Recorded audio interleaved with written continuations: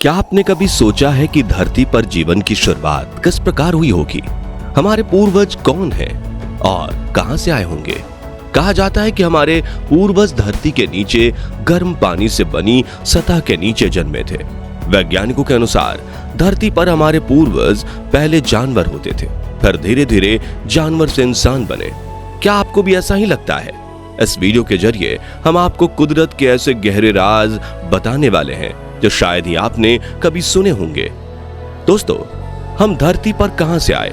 इस सवाल का जवाब हम कई बरसों से ढूंढ रहे हैं और आज हम इस धरती को लाखों अलग अलग तरह के जीव जंतुओं के साथ साझा करते हैं। इनमें से कुछ हमारे करीबी हैं तो हमसे जो मेल खाते हैं, लेकिन कुछ इतने अनोखे और अलग हैं जो हमसे कहीं दूर दूर तक मेल नहीं खाते।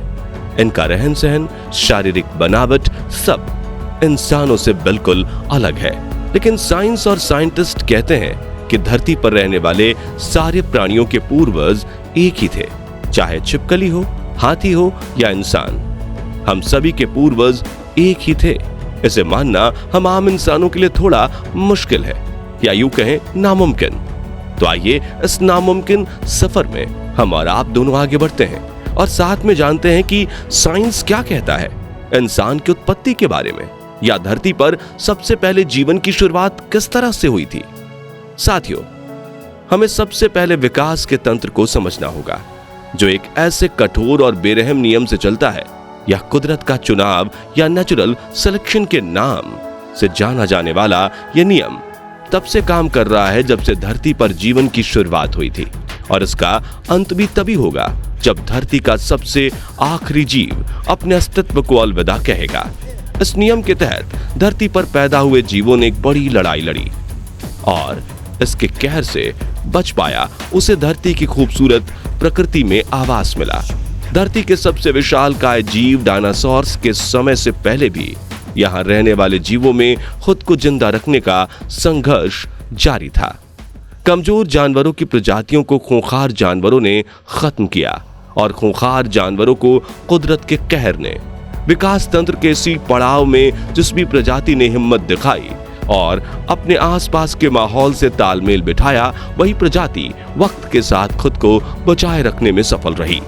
साथियों, ऐसा भी बिल्कुल नहीं है कि कुदरत के साथ तालमेल बिठाकर जीवित रहने में सिर्फ ज्यादा ताकत काम में आई, बल्कि जीवों की समझदारी और खुद को आसपास के माहौल के मुताबिक ढाल लेने की कला ने जीवों की कुछ खास प्रजातियों को धरती के इस कठोर माहौल में बचे रहने की ताकत दी थी।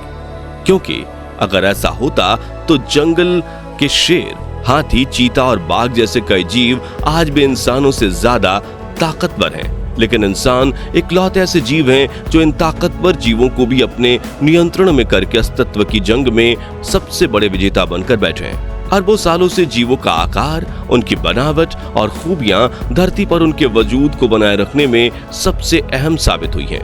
दोस्तों, इस बात को समझने के लिए कछुओं के इन नवजात बच्चों को देखिए, जिन्हें जल्द से जल्द रेत के टिलों को पार करते हुए शिकारियों से बचकर समंदर के किनारे तक पहुंचना है।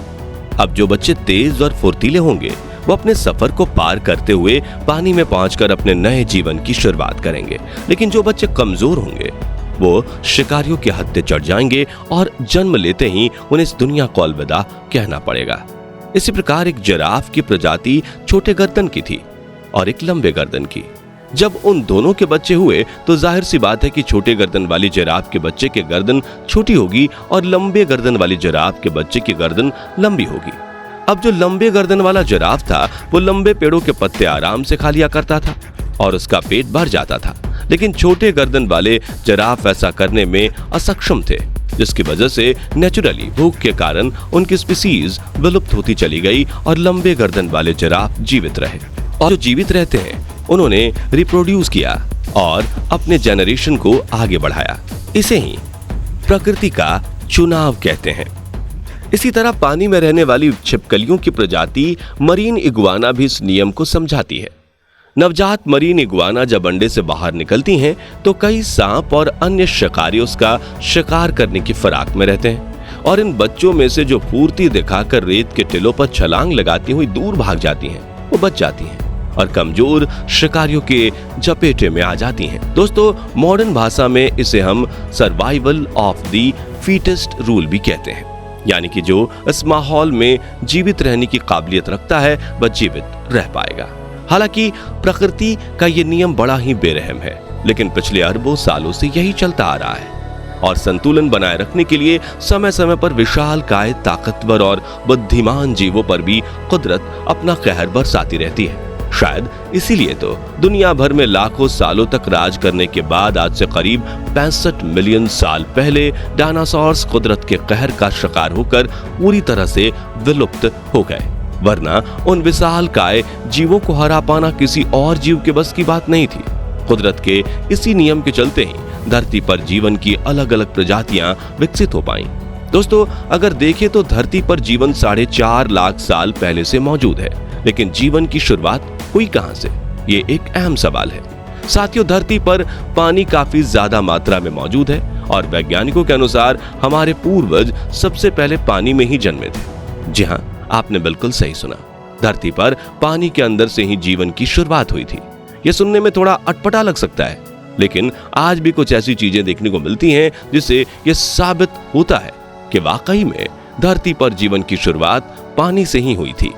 चलिए हम वीडियो के माध्यम से आपको एक एक जानकारी बताते हैं, ताकि पानी से जीवन के शुरू होने का सफर आपको आसानी से समझ आ सके।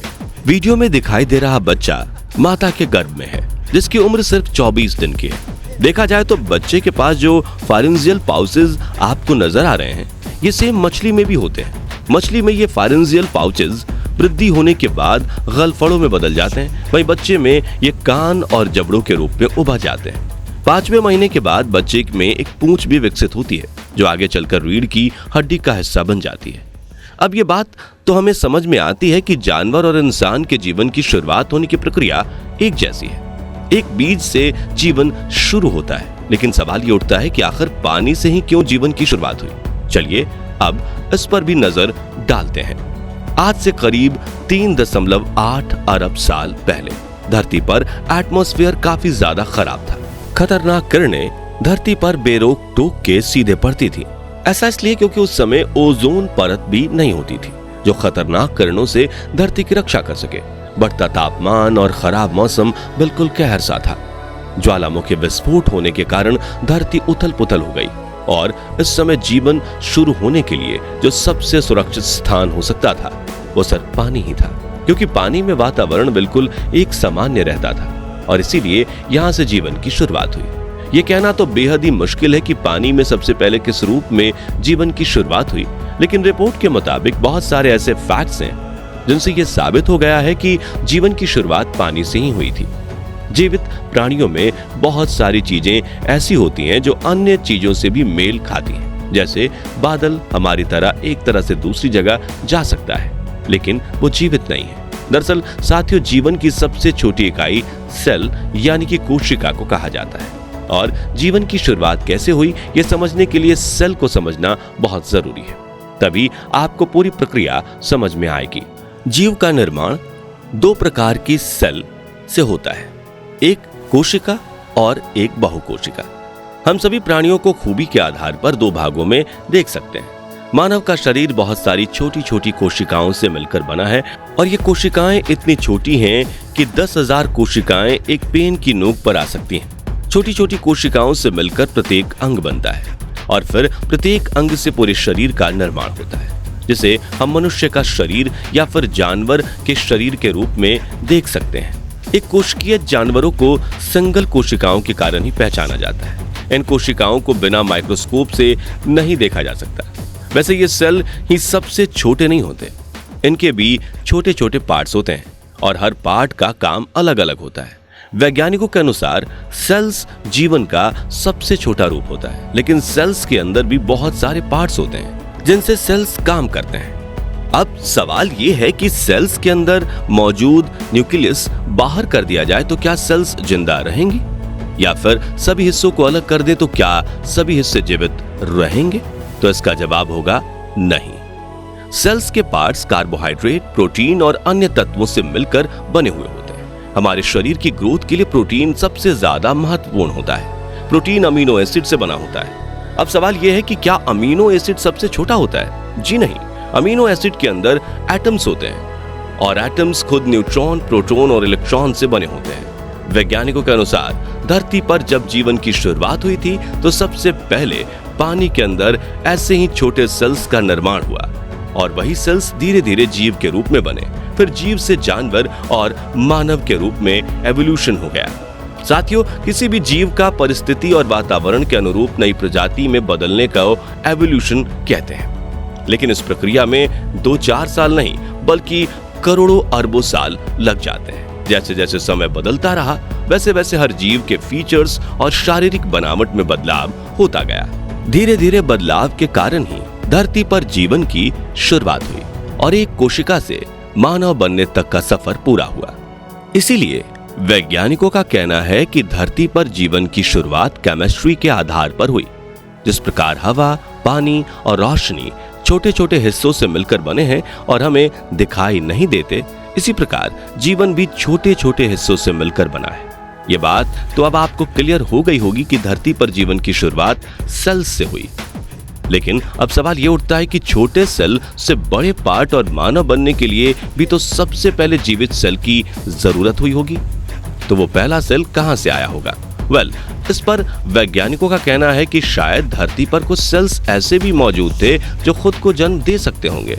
वैज्ञानिकों ने अपनी रिसर्च में ये भी बताया कि कुछ तत्व ऐसे होते हैं जो मानव के शरीर से ही बनते हैं, लेकिन वैज्ञानिकों ने अपनी लैब में उन तत्वों का निर्माण भी कर दिया है। यानी साइंस ने वो कर दिखाया जो किसी ने सोचा भी नहीं था। केमिस्ट्री के अनुसार कुदरत में अलग अलग तत्व मिलकर अलग अलग रिएक्शन करते हैं और इन रिएक्शंस के कारण ही धरती पर पहले सेल का निर्माण हुआ। इन रिएक्शन के कारण ही जब पहले सेल का निर्माण हुआ तो समय बदलता गया और ऐसे ही रिएक्शंस होते गए। इन्हीं सबसे पहले सेल और फिर पानी में रहने वाले जीव का निर्माण हुआ, फिर मौसम में और धरती पर इस तरह से बदलाव होते गए कि जीवन के लिए उस जीव को पानी से बाहर आना पड़ा। इस प्रकार जो जीव पानी में रह गया उससे पानी के जानवरों का एवोल्यूशन होता चला गया। जो जीव पानी से बाहर निकल कर आए और अपने आप को धरती पर जिन्होंने ढालना शुरू किया, उनसे धीरे धीरे जमीन पर रहने वाले जीव जानवरों का एवोल्यूशन हुआ। इस तरह एवोल्यूशन होते होते कई अरबों साल बीत गए और धीरे धीरे जंगली जानवर से आदिवासी या अन्य आदि मानव प्रजातियों का एवोल्यूशन हुआ। आदि मानव ने अपने आप को जीवित रखने के लिए समय के अनुसार अपने आप में बदलाव किए। फिर आग की खोज हुई और अपने आप को जीवित रखने के लिए उन आदि मानवों ने समय के अनुसार अपने आप को ढाल लिया। दोस्तों, धीरे धीरे करके इस प्रकार से इस धरती पर प्राणी का जन्म जो एक पानी से शुरू हुआ था, वह मनुष्य और जंगली जानवरों के रूप में बदल गया। तो साथियों, आपको जीवन की उत्पत्ति की यह दिलचस्प जानकारी कैसी लगी? कमेंट करके जरूर बताइए और वीडियो पसंद आया हो तो इसे लाइक और शेयर करने के साथ ही ऐसे ही अमेजिंग कंटेंट को देखते रहने के लिए हमारे चैनल को सब्सक्राइब करके नोटिफिकेशन बेल को जरूर प्रेस कर दीजिए। धन्यवाद।